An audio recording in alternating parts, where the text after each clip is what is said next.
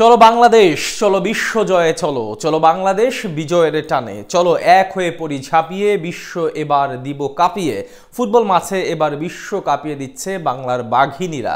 আগের ম্যাচে খুলেছিল women's Asia কাপে খেলার দরজা, আর তুর্কমেনিস্তানের বিপক্ষে আনুষ্ঠানিকতার ম্যাচেও বড় জয় তুলে নিল রূপনা ঋতুপর্ণারা। যেন সবাইকে জানিয়ে দিচ্ছে বিশ্ব দরবারে এবার এক নতুন বাংলাদেশকেই দেখবে পুরো পৃথিবী। তুর্কমেনিস্তানের বিপক্ষে বাংলার এমন গর্বিত জয়ের বিস্তারিত গল্প জানাচ্ছেন শ্রাবণ অনেক।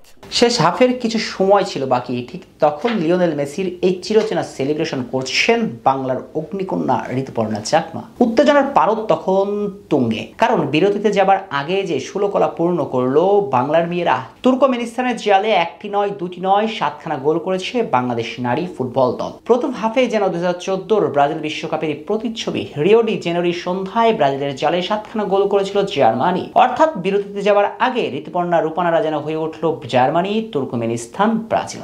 এফসি উইমেন্স এশিয়ান কাপ কোয়ালিফায়ারের বাছাই পর্বের শেষ ম্যাচে তুর্কমেনিস্তানের বিপক্ষে মাঠে নেমেছিল বাংলাদেশ নারী ফুটবল দল। আগের ম্যাচে মিয়ানমারের বিপক্ষে জয়ের পর সবচেয়ে বড় সুখবরটা পেয়েছিল নারী দল। এশিয়ান কাপে নিশ্চিত ছিল পিটার বটলারের মেয়েদের। 1986 সালের পর মেয়েদের কল্যাণে ফুটবল মাঠে আবারও এশিয়ান কাপের মঞ্চে উড়বে লাল সবুজের পতাকা।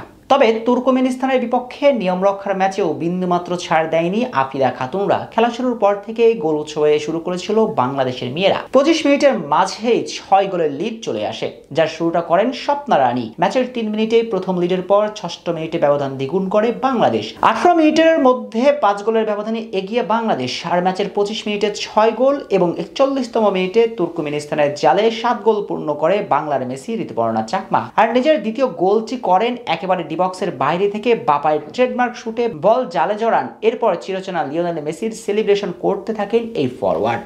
7-0 এগিয়ে থেকে বিরতি থেকে আসার পর নিজেদের আধিপত্য ধরে রাখে বাংলাদেশ। মধ্যমাঠ থেকে আক্রমণ, সবখানেই নিজেদের রাজত্ব থেকে বাংলার মেয়েদের। আক্রমণের ঢেউ তুলে বাটলারের মেয়েরা যদিও গোলটা পাওয়া হয়নি, তবে প্রেসিং, গতি আর পাসিং, সুন্দর ফুটবলের পসরা সাজাতে থাকে লাল সবুজের মেয়েরা। ম্যাচের 79তম মিনিটে অবশ্য সুযোগ আসে। ডিবক্সের মাঝ থেকে নেওয়া শুট আটকিয়ে দেন তুর্কমেনিস্তানের গোলকিপার। এরপর ম্যাচের 85 মিনিটে আরো একটা সুযোগ আসে বাংলাদেশের মেয়েদের সামনে। দূরপাল্লার সে শটটাও আটকিয়ে দেন তুর্কমেনিস্তানের গোলকিপার। ম্যাচের 87 মিনিটে দুর্দান্ত এক থ্রো বাড়ান মারিয়া। সেখানটা দুর্দান্ত সুযোগটা কাজে লাগাতে পারেননি উর্মিলা। শেষ পর্যন্ত 7-0 জয় নিয়ে মাঠ ছাড়লো বাংলাদেশের মেয়েরা। আর এই জয়ের মধ্য দিয়ে গ্রুপ পর্বে অপরাজিত থেকে মূল পর্বে পা রাখলো বাংলাদেশ, যা দেশের ফুটবলের জন্য নবদিগন্তের সূচনায় বইকি। বলে রাখা ভালো, এশিয়ান কাপে ভালো করতে পারলে বিশ্বকাপ খেলার সুযোগও আসতে পারে বাংলাদেশি মেয়েদের জন্য।